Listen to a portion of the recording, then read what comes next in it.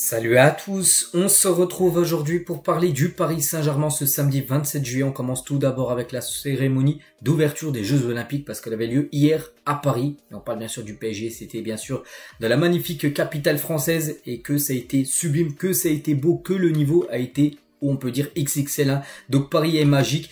Donc à noter les gars que le joueur du PSG judo, donc Teddy Riner, allume la vasque olympique avec Marie-Josée Pérec. Donc c'était hier bien sûr, ça a été les dernières images bien sûr de cette cérémonie d'ouverture qui a été une réussite totale avec des bateaux qui sont passés sur la scène, avec toutes les délégations. C'était sublime, je crois que c'est la première fois en gros qu'une cérémonie en gros se fait en dehors d'un stade, parce que ça aurait pu se faire au Stade de France comme les autres cérémonies dans le passé.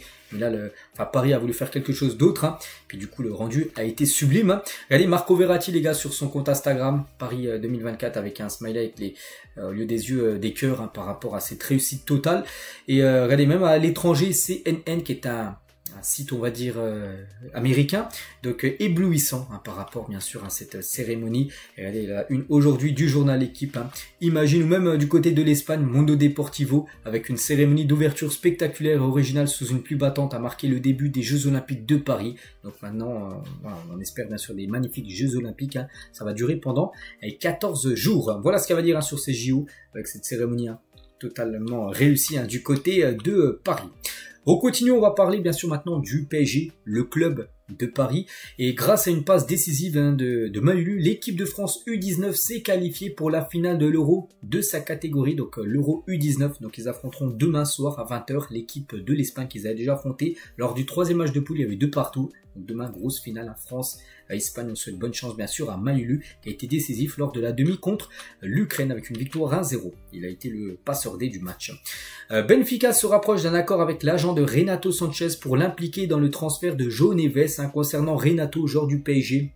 Voilà, maintenant c'est quasiment sûr, déjà il a été prêté, on sait à l'AS Roma, par exemple la saison dernière, il a fait pas mal de prêts, mais là c'est sûr les gars, il va bien quitter Paris, mais cette fois-ci certainement sur un transfert sec, et il va partir du côté du Benfica, son club formateur, et il va rentrer, il sera impliqué dans le cadre bien sûr du transfert de João Neves du côté du Paris Saint-Germain, qu'on parlera tout à l'heure. On va parler cette fois-ci de Sancho, parce qu'à peu près une semaine, il y a des grosses infos concernant Sancho, donc le PSG a fait une offre à Jadon Sancho, cependant le club de la capitale n'a pas encore soumis de proposition à Manchester United. Donc voilà, le PSG bien sûr très bien intéressé, le joueur voilà, sera ouvert à l'idée de rejoindre l'équipe parisienne. Et d'après des journalistes anglais, ils ont dit un transfert de Sancho au PSG reste une possibilité. United veut 40 millions de livres, ce qui fait à peu près 47 millions d'euros. Donc pour le PSG, c'est totalement jouable. Si le club anglais reçoit une offre de ce montant, il vendra Sancho. Donc pour vous dire, c'est totalement ouvert. Bien sûr, maintenant tout dépend du PSG s'ils veulent ou non payer cette somme. Je pense que voilà, la somme est totalement abordable pour le PSG, plutôt juste. Voilà, le PSG va pas acheter non plus Sancho 10 millions d'euros. Il coûte bien plus cher. Et 47, je pense que c'est le prix juste pour ce joueur. Donc certaines sources proches de lui affirment qu'il n'a jamais été heureux à United. Concurrent, donc Liverpool, il y a des autres clubs comme Liverpool et la Juve également intéressés par Sancho. Et Erik ten Hag et Sancho concluent une trêve précaire. La réintégration de Sancho étant cruciale pour améliorer sa valeur pour un potentiel transfert, parce que là, ces derniers temps, Luc était exclu de l'entraînement à l'époque, c'est pour ça qu'il avait quitté Manchester pour rejoindre Dortmund en janvier dernier, c'est pour ça qu'il a atteint la finale de la Ligue des Champions, même en éliminant le PSG, on se souvient en demi-finale. Donc là, il avait été réintroduit à l'entraînement pour en gros pouvoir mieux le vendre, mais en gros, il fait pas du tout partie des plans d'Erik ten Hag pour la saison prochaine, c'est de l'introduire, le faire disputer 1 ou 2 matchs de pré-saison avec Manchester pour pouvoir le vendre. Donc voilà, pour vous dire qu'il a avant Sancho. Et pour moi les gars, 47 millions d'euros, il faut foncer tout simplement sur le joueur anglais. On va parler de Fabien Ruiz, donc Arsenal n'a pas approché, parce qu'il y a des rumeurs par rapport, on peut voir, selon Sky Sport England, Fabien Ruiz ne serait pas vendu cet été. Donc en gros, il y avait des rumeurs par rapport qu'Arsenal intéressait. Et on apprend aujourd'hui, d'après Foot Mercato, Arsenal n'a pas approché le PSG pour Fabien Ruiz, sous contrat jusqu'en juin 2027 avec les Rouges et Bleus. Le natif de Los Palacios, donc en Espagne, devrait donc pouvoir capitaliser sur son été prometteur pour s'imposer à Paris. En gros, il devrait rester du côté de Paris. Je pense que c'est une très bonne nouvelle. Tu mets lui, tu mets Zeremri, tu mets Vitinha et tu mets João Neves, ça te fait 4 milieux de terrain. Bon oui, il y a 3 places. Mais bien sûr, Luis Enrique fait beaucoup de changements, il y aura de la rotation, donc voilà, je pense que ces 4 milieux là sont parfaits. C'est vrai que c'est là le même niveau avec l'Espagne, il le montre avec le PSG, c'est un joueur magnifique, donc ouais, il devrait bien rester du côté de Paris, Fabien Ruiz. Concernant le dossier Kimmich, peut-être rajouter un joueur, hein, mais voilà, il agace un peu le PSG. Hein. Et le dossier Kimmich hein, commence à agacer le Paris Saint-Germain. Le joueur va devoir donner sa réponse rapidement, sinon next, en gros, sinon voilà, c'est fini. Parce que le joueur, lui, il est en fin de contrat dans un an, c'est toujours pas ce qu'il veut faire. Hein. Voilà, il faut qu'il sorte du silence, même s'il veut pas aller à Paris. Voilà, il dit non, je souhaite rester absolument Bayern, comme ça les choses sont claires. Mais qu'il le dise ouvertement parce que le PSG est intéressé par Kimmich. Mais en gros, voilà, t'attends, le joueur donne aucun indice par rapport à son futur, rester au Bayern, aller dans un autre club, au PSG on ne sait pas. Donc voilà, bientôt les gars, le dossier va être clos hein, concernant Kimmich parce que le joueur les gars montre rien du tout. Concernant Manuel Ugarte, donc ça bouge hein, en ce qui concerne Ugarte, il existe un écart de valorisation entre Manchester United et le PSG. Bien sûr le PSG valorise le joueur très cher alors que Manchester valorise le joueur pas trop cher. Hein. Le PSG ne souhaite vendre l'international uruguayen pour moins de 70 millions d'euros. Et pour l'instant, Manchester ne veut pas payer cette somme. Le PSG l'avait acheté 60 millions d'euros à Sporting en 2023. Il pourrait même gratter 10 millions d'euros si on le vend 70. Pour l'instant, Manchester, j'ai vu, serait ok pour proposer 40-45 millions d'euros, bien loin des 70 espérés par le Paris Saint-Germain. Concernant Milan Skriniar, le PSG voudrait se séparer de Milan Skriniar cet été. Luis Enrique lui indiquera clairement qu'il ne compte pas lui offrir un gros temps de jeu à son retour. Le Slovaque veut se battre pour sa place, donc lui déjà il devrait être de retour, je l'ai dit, hein, dès lundi. Lui, il y a Marquinhos également qui a été éliminé tôt hein, quand même de la Copa América dès les quarts de finale, hein, c'est quand même tôt quand même pour le Brésil. Donc voilà, tous ces joueurs seront de retour après le mal entraînement.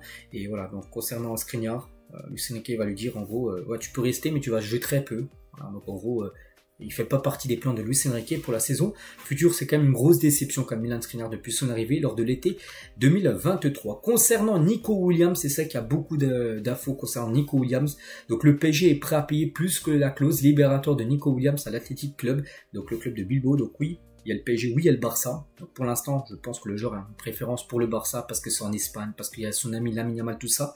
Mais le PSG totalement dans la course. Hein. Pourquoi? Parce que déjà, le Barça, ils peuvent payer, il a une clause libératoire à 58 millions d'euros. Donc le Barça veut payer cette clause, voilà. Et le PSG va payer la clause libératoire, enfin s'il veut venir. Plus, il pourrait rajouter un montant en plus, peut-être 10, 15 millions d'euros en plus à Bilbao. Donc pour Bilbao, préfère le vendre bien sûr au PSG qu'au Barça, parce que le PSG donne plus d'argent. Et niveau salaire, hein, donc le Barça, je sais pas, peut-être qu'il propose 4 millions, j'en sais rien, je dis au pif, hein, 4 millions d'euros par an, et le PSG c'est le double. Donc voilà, là tu gagnes plus d'argent, enfin Bilbao reçoit plus d'argent, et le joueur à niveau double en salaire. De toute façon le PSG ils n'ont pas le choix, ils peuvent pas faire la même proposition que le Barça, sinon il ira directement au Barça. Ils sont obligés de proposer l'aspect financier plus élevé que le Barça pour essayer de convaincre le joueur. C'est pour ça que c'est totalement jouable. Après maintenant on attend la décision finale du joueur qui dira soit le Barça, soit le PSG, on ne sait pas, on peut choisir le Paris Saint-Germain et ce serait quand même incroyable d'avoir ce joueur-là, Nico Williams, du côté du club. Hein. Donc le sentiment à Barcelone est que le dossier Nico Williams c'est compliqué depuis l'arrivée du PSG. Il m'a dit il y a quelques jours qu'il rentre dans le dossier en proposant des gros chiffres, on peut dire. Hein. En plus de proposer un salaire double et celui offert par le Barça, Paris présente à lui un véritable projet sportif sous la direction de Luis Enrique qu'il connaît bien, qu'il avait déjà côtoyé peut-être avec l'Espagne dans le passé, je sais pas. Mais voilà, en plus il sait que le coach c'est un Espagnol. Il connaît aussi Fabien Ruiz du côté de l'Espagne, Arnaud Tenas aussi qui est espagnol, donc voilà. Pour l'instant, bon, je pense toujours que le Barça a quand même un avantage sur le PSG dans le dossier. On ne sait jamais, ça peut faire réfléchir le joueur et on attend bien sûr sa décision parce que bientôt là il va être de retour à l'entraînement à Bilbao, qui est une possibilité aussi Bilbao, rester à Bilbao, même si je pense qu'il va quitter le club, donc soit Paris, soit le FC Barcelone. Donc voilà, je pense que j'ai très bien résumé le dossier actuellement concernant Nico Williams. Donc voilà, par rapport à ces trois choix, le PSG est totalement dans la course.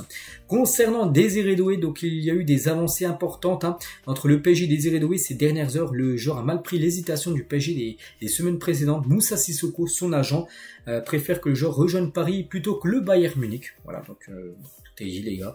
Le PSG est toujours dans la course, on attend aussi le feu vert de Désiré Doué pour...